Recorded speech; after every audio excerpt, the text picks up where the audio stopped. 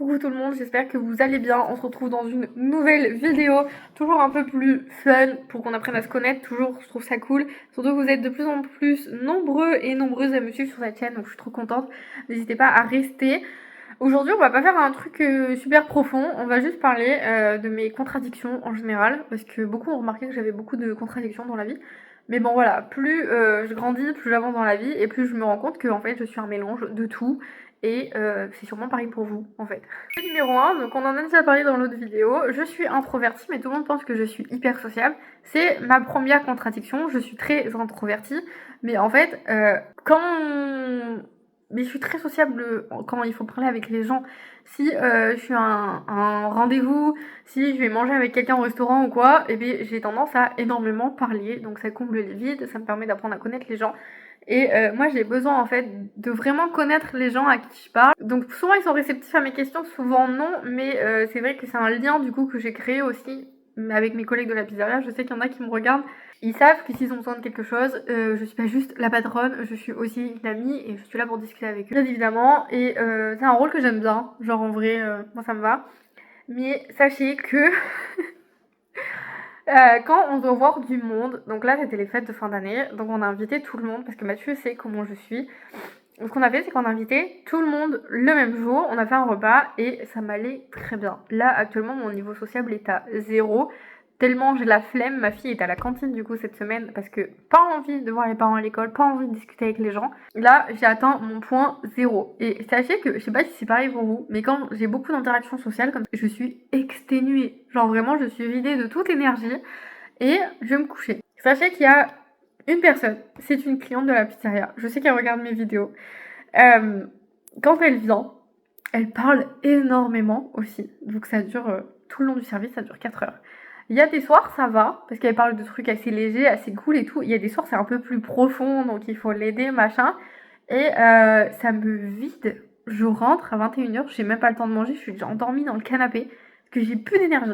Mais voilà, souvent quand je parle, c'est pour éviter les situations de malaise, les situations gênantes, et pour éviter les silences. Parce que alors là, quand il y a un grand silence, mon cerveau ne s'arrête plus. Et c'est pas la peine. Numéro 2, j'ai besoin d'être seule, mais la solitude me pèse quand même. En fait, j'ai vraiment besoin d'avoir des moments seuls pour moi, pour me sentir bien. Sauf que à force d'avoir que des moments seuls, je me suis retrouvée sans personne autour de moi. Donc c'est-à-dire que je n'ai pas d'amis, mais ça vous le saviez déjà. Et parfois c'est vrai que cette solitude, elle me fait un peu mal. Ben j'ai personne en fait, vous voyez. Alors ok, il y en a qui vont me dire mais t'as ton mec et tout, mais enfin avec Mathieu je peux parler de tout. D'ailleurs je parle de tout avec lui et heureusement qu'il est très ouvert et qu'on peut discuter, parce que sinon je pense que mon cerveau aurait vrillé, vraiment. Parce que je peux vraiment parler de tout, hein, que ce soit de trucs de filles ou quoi, genre tout passe.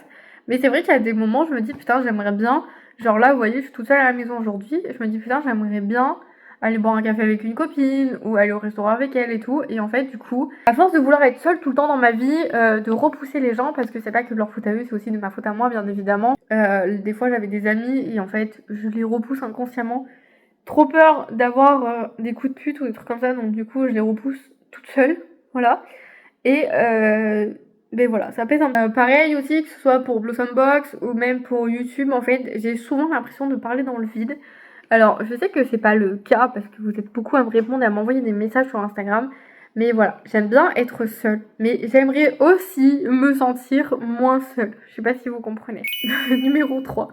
Je veux lâcher prise, mais je fais tout le contraire. Je me dis souvent, je vous en ai déjà parlé, aujourd'hui je me repose, je fais rien. Et après, je me retrouve à écrire 3 scripts, tourner 2 vidéos, en monter une, publier du contenu en n'en plus pouvoir sur Instagram. Pour Blossom Box, je fais une liste de tout ce que je dois refaire dans une pièce de la maison. Je range entièrement ma cuisine, vous avez été témoin dans les vlogs, j'ai tout vidé, j'ai tout rangé, ça m'a pris 8 heures. Non mais voilà. J'ai énormément de mal à ne rien faire. J'ai voulu faire l'espèce de challenge sur TikTok où vous mettez le téléphone pendant 5 minutes et vous faites rien, je peux pas. J'ai regardé mon téléphone, j'ai cru que j'allais l'éclater contre le mur. Comment vous faites, les gens qui s'arrêtent d'un coup là, genre vous vous arrêtez, vous faites rien? J'ai besoin de conseils. Voilà. Parce que j'essaie de me reposer, mais même dans mon repos, je productivise. Je sais pas si vous comprenez, mais là, numéro 4. Je sais aider les autres, mais quand c'est pour moi, je sais plus faire. Genre, je sais vraiment aider les gens, vraiment. Je sais exactement quoi dire pour les autres. Je trouve toujours les bons mots et j'ai toujours les bonnes solutions. j'arrive toujours à bien les écouter, à bien comprendre, etc. Je pense que si je pouvais vous donner des mots, je vous les donnerais, mais vraiment, je pense que là-dessus, on m'a déjà dit que j'avais une espèce de don, enfin, pour écouter, comprendre, peu importe la situation, j'arrive toujours à faire en sorte que la personne s'en sorte mieux, ou en tout cas trouve une solution, enfin voilà. Je dis jamais, genre, fais ci, fais ça, c'est vraiment juste des conseils pour les aider, parce que j'ai écouté, mais quand je dis que j'ai écouté, j'écoute vraiment ce que les gens ils me disent, et donc voilà. Mais quand ça me concerne, je doute. Donc je suis en mode, je doute de YouTube, je doute de ma légitimité pour Blossombox, je doute de ma place, enfin voilà. Et j'ai tendance à aider très facilement les autres, mais je me fais rarement confiance à moi-même pour m'aider toute seule. 5. On me voit souvent comme une personne très forte et très calme, mais je craque aussi, comme tout le monde. Les gens, ils me voient, souvent on me dit ah mais Mélina elle est trop forte, Mélina elle est calme, Mélina elle pleure jamais, elle a pas de problème, elle a rien et tout. C'est faux, c'est juste que je le montre pas. Je montre rien à personne. Je peux avoir passé la journée aux urgences et aller travailler le soir comme si il ne s'était rien passé et ça ne se verra pas sur ma tronche. Je peux souffrir le martyre parce que du coup, ça avant d'aller aux urgences, j'ai quand même souffert pendant 3 jours. J'ai rien dit parce que j'attendais vraiment de plus pouvoir me lever avant d'aller à l'hôpital. Et ça ne s'est pas vu, ni à la maison, ni au travail et tout. En fait, 80% du temps, ça ne se voit pas. Donc je vais pas le montrer, je vais pas en parler, je vais pas pleurer, je vais pas crier. Je vais être vraiment la même personne, comme si j'avais pas de problème. Mais quand je vais être toute seule chez moi, je vais pleurer forcément. Je vais plus douter de moi-même. Enfin voilà. Il y a 20% quand même où je craque, hein, parce que vous inquiétez pas, je pleure, même si c'est 2 fois dans l'année, je pleure aussi. Mais voilà, où je doute, mais je garde tout pour moi. Donc voilà. Mais ça, c'est des choses qu'on m'a déjà dit, je vous avais expliqué au lycée et au collège. On m'a appelé la sans émotion, la psychopathe, etc. Parce que je ne montre absolument rien. Mais alors rien du tout. Et c'était une époque très compliquée pour moi parce que j'arrivais vraiment pas, même des fois, à rire quand les gens riaient, j'y arrivais pas, vous voyez. Mais après voilà, contexte familial compliqué, enfant compliqué, donc du coup j'ai pas grandi comme les autres enfants. Donc c'est vrai que moi, jouer, rire de bonheur, être heureux et tout, c'est des mots que je connaissais pas, en fait, avant de vivre toute seule. Je savais pas. Je savais pas ce que c'était. Voilà, j'ai appris à rire, j'ai appris à être en colère, j'ai appris à pleurer. C'est très bizarre de dire ça comme ça, mais c'est vrai. Parce que pendant très très très longtemps, je gardais absolument tout. J'étais transparente. Tu pouvais m'insulter de tout ce que tu voulais. Enfin voilà, tu pouvais t'en prendre à moi. J'allais te regarder complètement stoïque et te dire ok. Et j'allais continuer ma journée comme si de rien n'était. Voilà. Mais voilà, quand je pleure, c'est vraiment qu'il y a eu un trop plein depuis trop longtemps et ça sort tout seul. Voilà, quand je dis pleurer, c'est vraiment pleurer, vous voyez, pleurer à grosses larmes, pas pouvoir parler parce que vous vous étouffez dans votre morve, enfin voilà, pleurer, ça doit m'arriver 1 à 2 fois dans l'année. Je pleure pas devant les films, je pleure pas devant les vidéos de retrouvailles de parents militaires, enfin vous voyez, je pleure pas devant des trucs devant lesquels les gens pleurent, mais je pense pas que ce soit un problème en tant que tel. Je pense juste que je contrôle tellement mes émotions que ça se voit pas. Numéro 6. J'aime bien la routine, mais je rêve de tout changer. En fait, j'aime bien ma petite routine, vous voyez, mais je me lasse très vite. Je rêve de vivre à l'étranger aussi, et contrairement à ce qu'on pourrait croire, ça ne me fait pas peur. C'est bien un des seuls trucs qui ne me fait pas peur dans la vie, c'est de prendre l'avion et de ne jamais revenir. Ce qui me fait peur vraiment, c'est de rester bloquée là où je suis et de n'avoir rien fait de ma vie. Ça me fait flipper. Et il y en a beaucoup qui comprennent pas, hein. Mais ça, c'est vraiment le truc qui me fait flipper, en fait, J'ai pas envie d'arriver à la fin de ma vie et de me dire putain, j'ai pas osé, j'aurais dû. Donc non, j'ai pas envie de regretter quoi que ce soit, donc j'y vais, j'ose et je le fais parce que j'en ai envie aussi. J'ai des idées et voilà, je le fais. C'est tout. Faites-le aussi, merde. Putain, le mot on n'a qu'une vie, c'est vrai, on n'est pas des chats, hein. On va pas revenir 9 fois pour refaire 9 fois la même chose, hein. C'est bon. Ça suffit. Le numéro 7, je rêve de liberté, mais je me mets une pression énorme. Ce que je veux profondément, au fond de moi, c'est être libre. Mais que ce soit dans ma vie de tous les jours, financièrement, etc. Je pense que c'est un peu tout le monde pareil.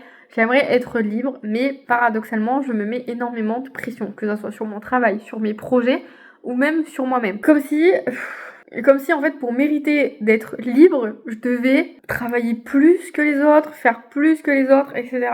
Et ça, c'est un truc que j'ai du mal encore à travailler sur moi.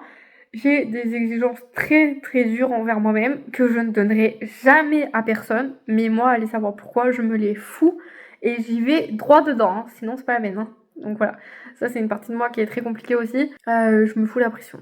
Tout le temps, je me la mets toute seule. Genre le matin, je me lève, je me fais une to-do list de 15 trucs et je me dis si t'as pas fini ce soir, t'es une grosse merde. Je le fais beaucoup moins. Je le fais beaucoup moins parce que je me suis rendu compte que ça me faisait beaucoup plus de mal qu'autre chose. Donc je fais des to-do list, mais je mets 3 trucs et c'est tout. Si j'ai fini les 3 trucs, je fais autre chose. Mais si j'ai pas fini, je me dis c'est pas grave, je finirai demain. Ça a été très compliqué au début parce que vraiment je me sentais comme une grosse merde, hein. Je me disais putain mais pourquoi j'arrive pas à tout faire? Mes meufs, les journées font 24 heures, tu dors et tu dois manger aussi. Tu peux pas tout faire. Et c'est un peu compliqué. Mais j'y arrive beaucoup mieux qu'avant. Là aujourd'hui, vous voyez, je devais filmer 3 vidéos. Donc je suis en train de filmer mes 3 vidéos. Et je dois faire ma préparation de contenu pour le mois d'avril pour Blossom Box. Et c'est tout ce que je vais faire aujourd'hui. Et bien je finirai demain. Oui, je me mets trop de pression. Parce qu'en fait j'ai l'impression que pour mériter d'être libre, je dois travailler beaucoup plus que les autres. Alors que pas du tout. C'est une espèce de fausse croyance que j'ai. Que en fait, j'ai l'impression de devoir prouver ma liberté, entre guillemets, alors que je devrais pas avoir le faire. Et voilà. Et toutes ces contradictions, en fait, c'est juste être humain, je crois. On est à peu près tous pareils. On peut vouloir avoir envie de calme, mais en même temps rêver de mouvement. On peut aimer la solitude et manquer de lien aussi. On peut être forte, mais très fatiguée également. Si tu t'es reconnue dans au moins une chose de ma vidéo, n'hésite pas à me le dire en commentaire. On se rappelle qu'on n'est pas bizarre, surtout on est juste humain, on est un peu complexe, mais surtout on est vivant et il faut profiter de sa vie du mieux qu'on peut. Et surtout, s'il vous plaît, n'ayez pas de regrets. Si vous voulez faire quelque chose, faites-le. Et je vous dis à très bientôt dans une nouvelle vidéo. Bye.